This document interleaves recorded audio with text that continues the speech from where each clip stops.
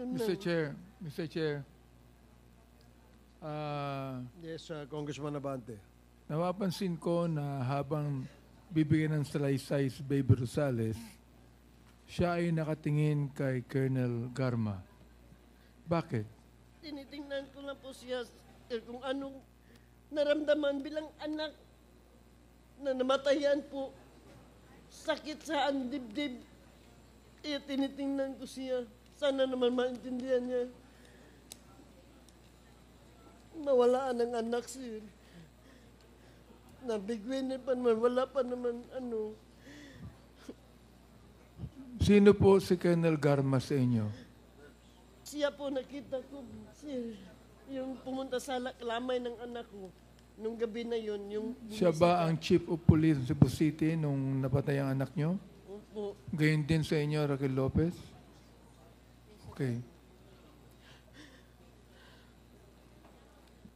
Kindly wrap up, Congresswoman. Yes, Mr. Chair, I would like to direct my next question to Colonel Garma, Mr. Chair. Mr. Chair, narinig naman yung mga salaysay no, ni na Nanay Raquel at Nanay Baby. Ms. Garma, dalawang insidente ito eh. Nangyari noong October 2018, kayo na ba ang head ng Cebu City Police noon, Mr. Chair? Yes, Mr. Chair. Yes, Your Honor. Bakit po kayo pumunta sa burol ni Rabi Lopez?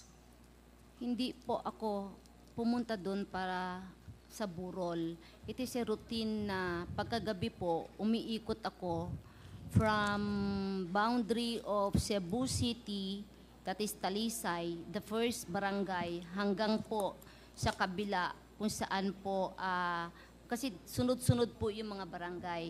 So it is a routine po, gabi hanggang madaling araw, nagpapatrolya po ako. So I pass by po dun sa burol po nung anak ni Miss Rosales po. At napansin ko na puro sugal, marami po nagsusugal. So sinita ko po, sabi ko, huwag kayong magsugal, instead, mas maganda magdasal. Yun lang po. Actually, nung parating pa lang ako, nagtakbuhan na po yung mga tao. So, Mr. Chair, I was asking about Rabi Lopez, Mr. Chair, sa burol ni Rabi Lopez. okay. Doon na kayo kay Angelito Rosales. Okay. Mr. Chair, ang tanong ko po, bakit kayo sumigaw-sigaw doon? Ano yung, sabi niyo routine eh, di ba? So, kung routine lang siya, bakit merong pagsigaw-sigaw na nangyari?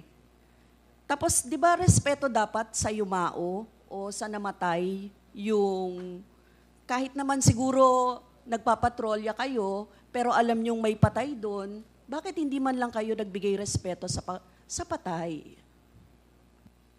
Your Honor, wala ko naalalang sinabi ko yun. As sa statement ni Ms. Rosales, sinita ko nga yung nagsusugal, dapat magdasal. I don't think so po. Wala ko naalalang sinabi ko yun sa burol po ng anak ni Ms. Lopez. Kasi usually po, pag umiikot ako na may mga patay, pinagbabawalan ko ang sugal, ini-encourage ko magdasal. Even when I was the station commander po ng Davao City, yan po ang stand ko mula noon. Ine-explain ko na dapat ipagdasal ang patay, hindi nagsusugal. Mr. Chair, may I ask again, Raquel, ano po bang nangyari? Boyod to, Ma'am Garma, katupag agi ni mo, hapit na ka maabot sa amo ang dapit, nanagan to mga tao na milar. Nawag tambagay itong cellphone sa kong anak, kaya nakuyawan to sa nga nangagi mo. Ngayon, ang sabi mo, pag daan na diha sa amo, niingon pa ka nga, bakit isa lang patay dito? Marami ni sila. Ano niya, mga tawa to, nanagantanan kay nahadlok beto ninyo. Mura ito, di ko mamakak. Mura ito, Ma'am Garma.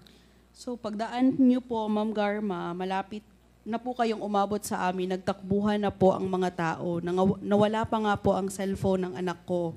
Pagdaan niyo po sa amin, yun po, sinabi niyo po, bakit isa lang ang patay dito, marami sila.